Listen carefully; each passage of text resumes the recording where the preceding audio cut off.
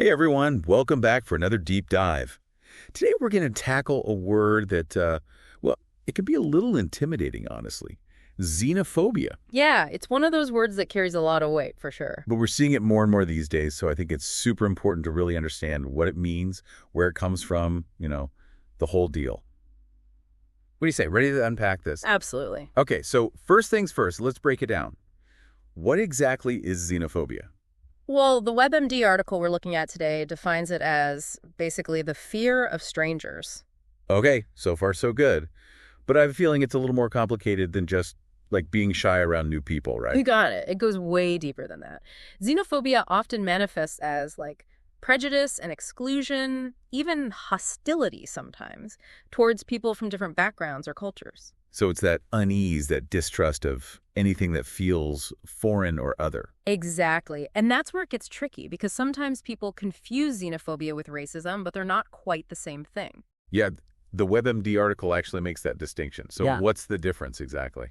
Well, racism is specifically about prejudice based on someone's race, their physical characteristics. Gotcha. Xenophobia is broader. It's that fear of anyone perceived as an outsider, regardless of their race. Outsider versus insider. Hmm. That's an interesting way to think about it. Mm. So what actually creates that divide? What makes someone an outsider in the first place?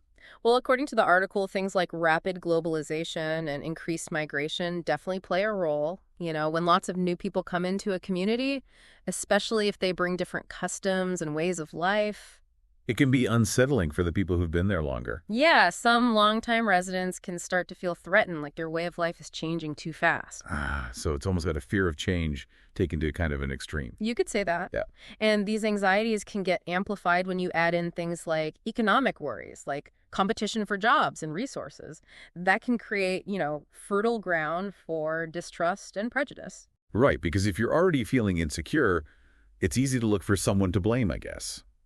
The article actually talks about a pretty intense example of this from South Africa back in 1994. Oh, yeah, the conflict between the local Xhosa community and immigrants from Namibia. Can you tell us a little more about what happened there? Basically, the Xhosa people felt that the Namibian immigrants were undercutting them economically. They were willing to work for less. They weren't joining the labor movements. And this economic anxiety, unfortunately, turned into a go back home campaign, which, was really sad to see. Yeah, it's a reminder that xenophobia isn't just some abstract idea. It can have real-world consequences. So we've talked about what xenophobia is, but what about the word itself? Where does that even come from? I mean, it sounds pretty ancient, right? It is. We actually have the ancient Greeks to thank for this one. The Wikipedia article explains that it comes from two Greek words, xenos, which means strange, foreign, or alien. Okay, so already we're getting those outsider vibes. Right. And then phobos, which means, you guessed it, fear. So xenophobia literally means fear of the foreign. Wow, those Greek roots really add a whole other layer to it.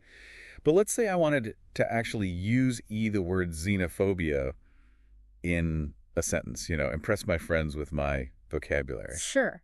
How about this? Imagine you're talking about a politician using really inflammatory language about immigrants, trying to stir up fear and anger.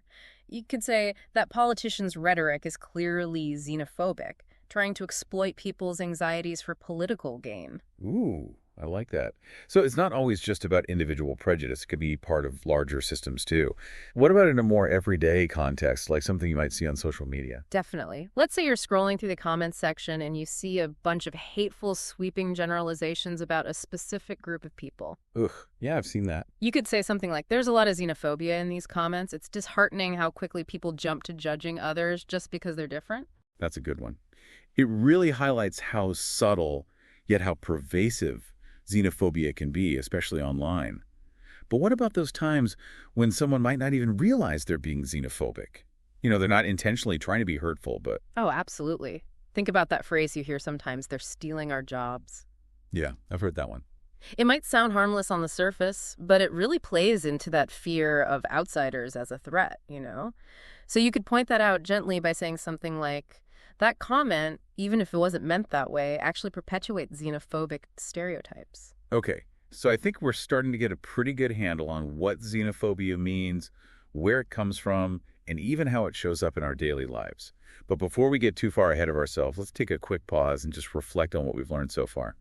It's pretty amazing when you think about it, how deeply rooted xenophobia is in human history. So this fear of the other, it's been around for centuries. Like, it makes you wonder if some things just never really change? You're hitting on something there. The Wikipedia article we're looking at, it actually traces xenophobia way back, even to ancient civilizations. Like, even in ancient Greece, they had a term, barbarian, to basically label and dismiss anyone who wasn't Greek. Right. So it's that same insider versus outsider thing, but just on a much larger scale. Exactly. And that kind of thinking, that belief in one's own superiority, it's been used to justify some pretty awful things throughout history, like enslavement, for example. Oof. Yeah, that's heavy stuff. The Romans, they had similar ideas about the people they conquered, anyone who wasn't Roman. Wow. So throughout history, this fear of foreigners has been used to justify all sorts of terrible actions. Sadly, yes. And often for political gain or to maintain power. It's not always just about individual prejudice. Sometimes it's woven into the very fabric of society. That's a pretty disturbing thought. But how does this all play out in the modern world? I mean, are we still seeing those same patterns today? Unfortunately, yes. The Wikipedia article points to several modern-day examples.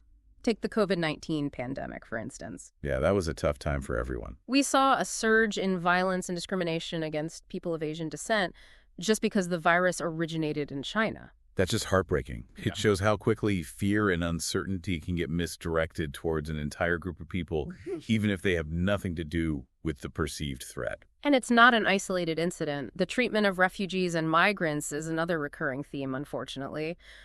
People fleeing conflict or poverty, they're often met with hostility and suspicion when they seek refuge in other countries. Yeah, it seems like history keeps repeating itself in that way. We're seeing that play out in Europe right now with the refugee crisis, right? Absolutely. The article mentions several European countries where anti-immigrant sentiment is on the rise, and some political parties are even using those fears to gain support. It's really unsettling to see how easily these prejudices can be exploited. So it sounds like xenophobia is a pretty complex problem with really deep roots that continue to affect us today. And it's not just an issue in one country either, it's a global phenomenon. Definitely. It's a human problem, really. This tendency to fear what we don't understand, to view difference as a potential threat, it's something we all need to be aware of. So where do we go from here? What can we as individuals do to combat this? So knowing all this, is there anything we can actually do about xenophobia? It feels so huge, like it's been ingrained for so long. Yeah, it's definitely a big issue, but that doesn't mean we're powerless. Like, if we want to connect this back to the listener, just recognizing xenophobia in ourselves, Andy, and others, that's a huge first step. Right, because even if we think we have good intentions, we can still fall into those traps, those knee-jerk reactions and biases that we might not even realize we have. Exactly. We all have biases to some degree. But once we can acknowledge those, then we can start to, challenge those thought patterns, those automatic responses. So it's about being more mindful, more aware, questioning those assumptions, and maybe even, getting a little uncomfortable, stepping outside of our usual circles and the things we're familiar with. Yeah, that's a big part of it. Exposing ourselves to different cultures, different perspectives, different ways of life. I think that's one of the best ways to break down those stereotypes that fuel xenophobia. It's like if we can replace fear with curiosity and distrust with empathy. You got it. And remember, diversity isn't something to be afraid of. It's a strength, actually. It makes our communities richer, more resilient. Okay, so let's do a quick recap for everyone listening. We've covered a lot of ground in this deep dive on xenophobia. We talked about what it means, where it comes from, how it shows up in the world, both historically and today. And even though it's a complex issue, understanding it is definitely the first step in combating it. By being mindful of our own biases and challenging those harmful stereotypes and embracing diversity, we can all contribute to making the world a more inclusive and welcoming place. Absolutely. That's a great message to end on. So we're wrapping up this deep dive, but remember, your own exploration doesn't have to stop here. One thing that really stood out to me from the WebMD article was how xenophobia tends to spike, get worse during times of crisis or uncertainty. It's like when people are afraid, they're more likely to lash out at those they see as different. Ooh, that's a really interesting point. It's definitely something for all of us to be aware of as we navigate the ups and downs of life and all the changes happening in the world. Keep learning, keep asking questions, and most importantly, keep your mind open. Knowledge is power after all. Until next time, stay curious, stay informed, and keep those hearts kind.